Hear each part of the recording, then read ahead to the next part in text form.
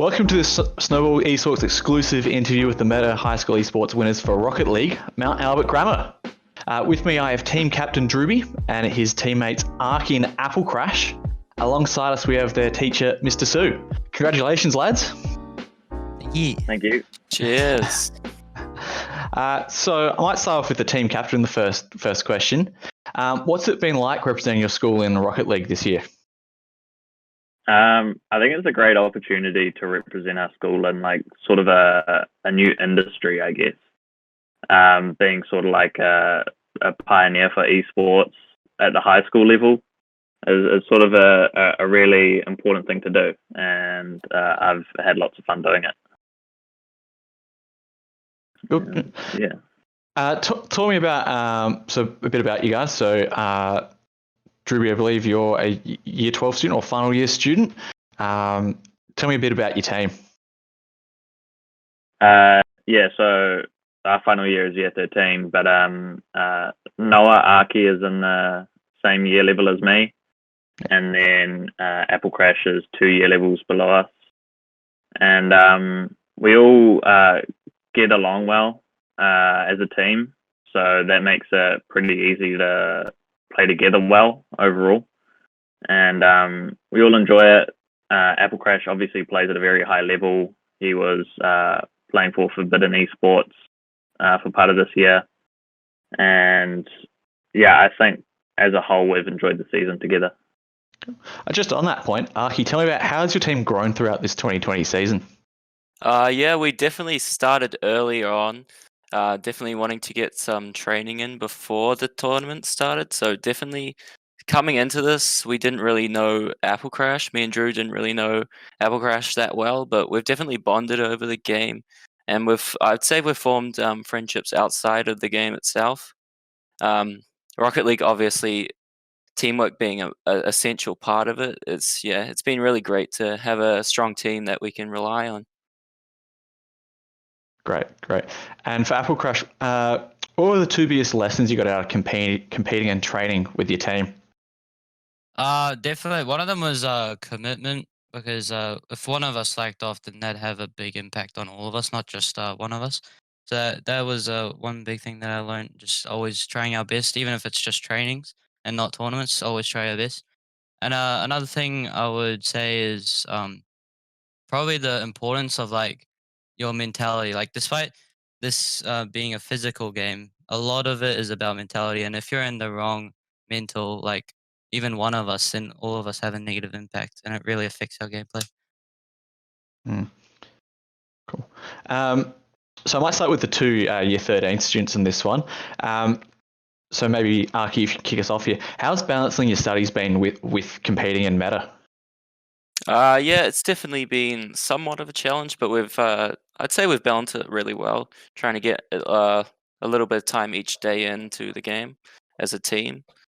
But if assignment came up, we could always put it on hold and wait a couple of days before we got back into it. But I definitely think overall we've committed to both things really well, and definitely gotten the most out of both walks of life, both esports and schooling life. Mm-hmm. Anything to add on to that, Drewby? It's pretty much the same for me. When you make it the two things that you're focusing on, there's still plenty of time in the day to do well in both of those things. So that's all I'd add. Yeah. And how about for you, Apple Crash, obviously being a little bit younger? Is it a bit more easier to balance? Yeah, I'd say so. I do a little bit. I do go a little bit ahead in math, so I do have to spend some time studying that and do Rocket League. But overall, it's much easier than what Drew and Arky have to do. That's good to hear. So in terms of next year, I might start with Apple Crash. So obviously, you won't have these two as your teammates next year. What are your plans for next year? You can even talk about what are you studying. Have you got a team for next year? You got a couple of classmates you're looking to wrangle up. What are your plans? I do have one classmate in mind. I'm a good friend of him, and I got him into Rocket League a couple months ago, and he's been grinding the game a lot, and he's improved quite a lot for considering the time. So I think if he continues to grind, then I could have him as a teammate, and we could still do really well next year, despite me losing Drew and Noah. But it's tough to see, tough to know. Do you think you can win it again? I wouldn't put it past us. That's all I'm gonna say. I Be like the careful. Yeah. I like the confidence. So what about the 2-year 13s here? What are your plans? Are you going to uni? Are you even looking at things inside esports next year? Truby, let's start with you. For me, esports may become kind of hard to keep up with because I do plan on going on and doing a double degree at Auckland Uni. But I think, if esports still stays at the top of my mind, I'm sure I'll find plenty of time for it. And whether or not I get involved in the pro scene or not is just completely up to how committed I feel at the time. And what about yourself, Archie? Yeah, so both me and Drew will actually be attending the same university, so there could be a possibility of us linking up again in a university tournament, possibly taking it down there again. But yeah, I guess it's all about balance, trying to make sure to put studies obviously first, but if we've got extra time to play some games, then we'll definitely do that, I feel. Looking forward to the university super team next year then. Yeah. And now, got a couple of questions for Mr. Su, who I'm sure is the MVP of this team. What's it been like for your school to have an esports team? It's been good actually. I think at the beginning the schools weren't too sure about it, but like even like 3 or 4 years ago, the school has had like an esports culture, and like it's just a matter of growing it and developing it, like getting some success, and you'd be amazed at how many teachers that are now like stopping by and going congratulations on the team and congratulations to the boys, well done. It's just all over the place. So like we're really starting to grow a lot now within the school community. Just to pass that back to the students for a second, so you're getting pats on the backs in the yard about your performance? Next question. I got it. I just say it's true that we do get teachers coming by that are conscious of it and do congratulate us. I'm not sure about the other two, but I've certainly had pretty much all of my teachers talk to me about it, which was exciting. Yeah, I'd definitely say that there's some people that are a bit curious about it. Obviously, it's probably quite weird to them when we say it's football with cars. They're a bit like, what? But yeah, it's definitely growing. A lot more teachers are conscious of it now, so it's really good to see, and hopefully it will continue to grow and become more of a normal occurrence in high schools all over the place. So yeah, hoping to make that happen eventually. But this is a good start. I think this is the first win for Mount Albert Grammar, possibly in esports. So yeah, it's really second way too many times. Yeah, so yeah, we finally got that spot. So it's really great to, help it grow in that sense. That's great. So, Mr. Su, what made you decide to support your students in participating and competing for Meta? Well, I've always been involved in video games and esports since like a rather young age, and just coming up from it, was looking for another extracurricular.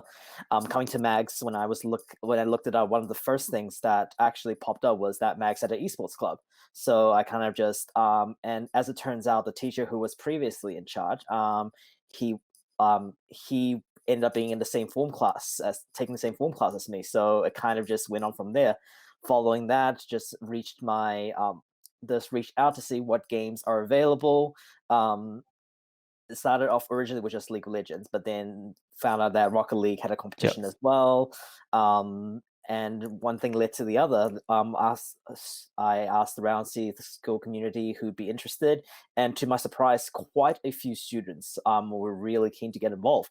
Drew, Noah, Luca, they all like part of probably like 20 odd students who are really keen to really get started. And that's great to hear. That's awesome. What would you say are probably the main benefits of esports for schools? Well, there's actually quite a lot of benefits to that. As a lot of students have already said previously, it really built a lot of commitment with the students. They need to be able to balance their life as well as the esports scene. Like, especially important in terms of esports with all the stigmas that's happening. They really need to be able to communicate with their parents, with the school around that. They're not just like mucking around on games. They're really being committed into this extracurricular activities. At the same time, through esports, through Rocket League, this like the bonds that's built in between the students have been absolutely amazing. Like what the boys were saying before, like how else would you build a relationship between a group of year 13s and a year 11? That just doesn't normally happen. And like being able to like form that type of relationship, form that type of bonds, which can I think only happen through the esports side of things. You also really learn a lot about communication, mental fortitude, being able to persevere through things even when you're getting flamed all the time for not making a good shot or something. I think like it builds a lot of character that people don't see simply because they don't understand it yet. Oh, that's great. Probably actually ties into my next question here about whether you've seen a sort of improvement in the engagement with your students from esports, and even maybe Drewby, you can talk about whether you felt more engaged at school as a result of the esports club. There's certainly plenty of people that I wouldn't have met if it wasn't for Rocket League Esports, especially Luca. And I think as much as people say it's sort of like an antisocial industry, it's helped improve my social skills a lot, and lots of different type of people as well. Normally, I'd be meeting the same sort of people, but through online games and that sort of thing, I've met a lot of interesting people that I enjoy being around. Great. And last question. What do you think about the future of esports and schools, Mr. Su?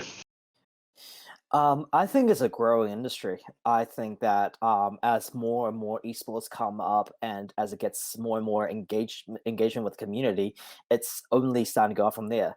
What we need to remember is that esports is still a relatively young industry. It's probably only been around for the last 10 years or so, like compared to a lot of the other traditional sports that's been around for hundreds of years. So compared to them, it's a really fast growing industry. And like if you ask any students around, like 9 out of 10 of them would say they've played video games before in the past at some point in time. So I think that given enough time and given enough exposure to what esports is all about, it can become something that is a positive influence on student lives. I'm really looking forward to the day that happens. Great. All right. Well, thanks for your time, guys. I really appreciate it. And thanks for taking the time to speak to Snowball Esports. Best of luck in your next endeavors. And once again, congratulations on the win. Cheers. Thank you. Thanks for having us. Thank you.